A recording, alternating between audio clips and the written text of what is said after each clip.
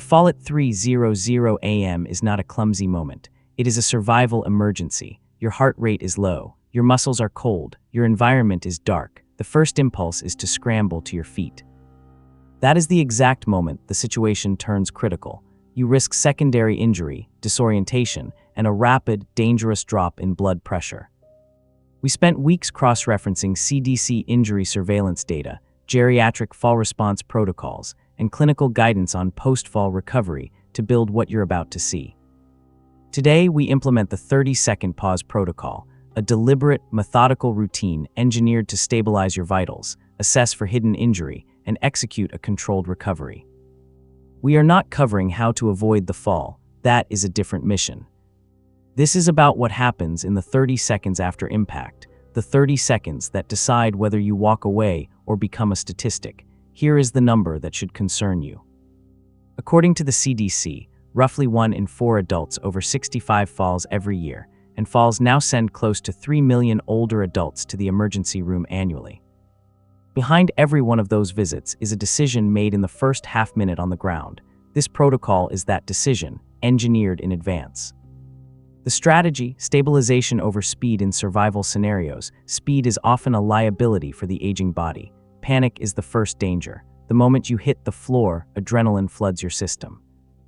This is not your ally, it is your enemy. It masks pain, it hides fractures, it encourages reckless movement towards standing before your body is ready. The strategy is counterintuitive. Do nothing at first, lock your position. Do not reach for the nearest object. Do not try to stand. You initiate the clock and you move through 3 phases in order without skipping ahead. Skipping a phase is where the second injury happens. Phase 1, the 5-second stabilization. Your only goal in the first 5 seconds is physical containment. Protect the head. The skull is the asset you cannot afford to lose. If you're disoriented, tuck your chin and confirm you're not resting against a hard edge. Breathe. 1 slow, controlled inhale. This single action begins to override the adrenaline spike by engaging the parasympathetic nervous system, the body's built-in brake pedal. Scan, don't move. Identify where the impact landed. Hip. Wrist, shoulder. Move only your fingers and toes, checking that the signal from brain to limb is still intact. If pain is severe or a limb won't respond, the protocol branches here. You do not proceed to phase 2. You stay down and you call for help, a phone, a medical alert device, or shouting for a household member. Every additional second of unnecessary movement past this point works against you, not for you. Phase 2, the 15-second assessment. You've contained the immediate danger. Now you assess mechanical integrity, the structural report on your own body. Upper body, slowly lift your arms. If they won't lift without sharp pain, stop, don't force it. Lower body. Don't attempt to move the legs yet, just a slight flex of the knee. Sharp or grinding pain means stop immediately. That sensation is your body flagging a possible fracture, and forcing movement past it is how a bad fall becomes a surgical one. Environment. Look, don't reach. Is there a phone within arm's length? A stable piece of furniture? You are cataloging your options, not using them yet. This phase has one purpose, confirming whether a controlled recovery is even possible. If the answer is no, you remain on the floor and wait for help. This is not defeat. Clinical data on long-lie incidents, cases where a person remains on the floor for an hour or more after a fall, shows the real danger isn't the fall itself.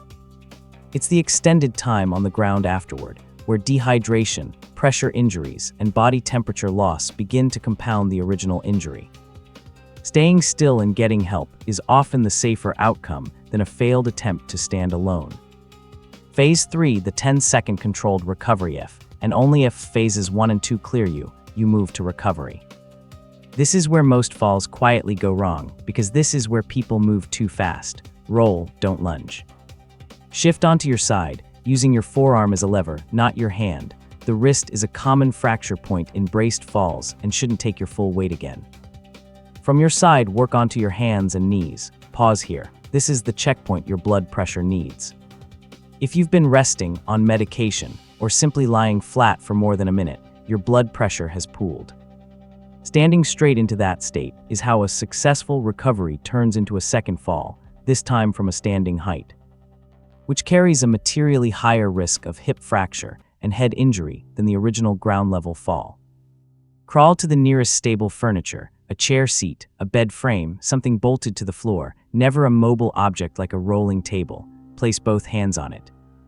Bring one foot forward into a half kneel. And here is the non-negotiable pause within the pause. Hold that position for a slow count of 10 before pushing up the rest of the way.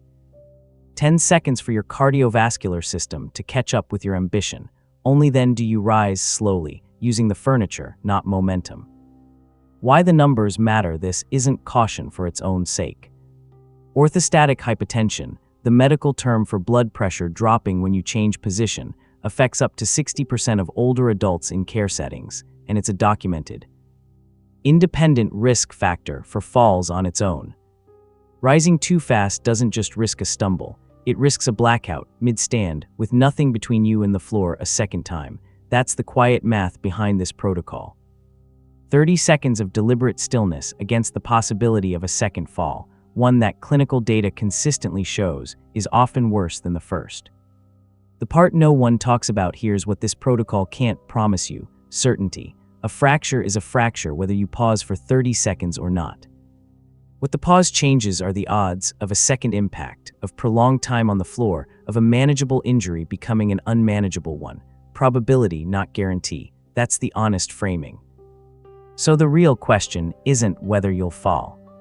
Statistically, for a large share of people watching this, that's no longer an if. The real question is whether, in that moment, alone, disoriented on the floor, your body will default to panic.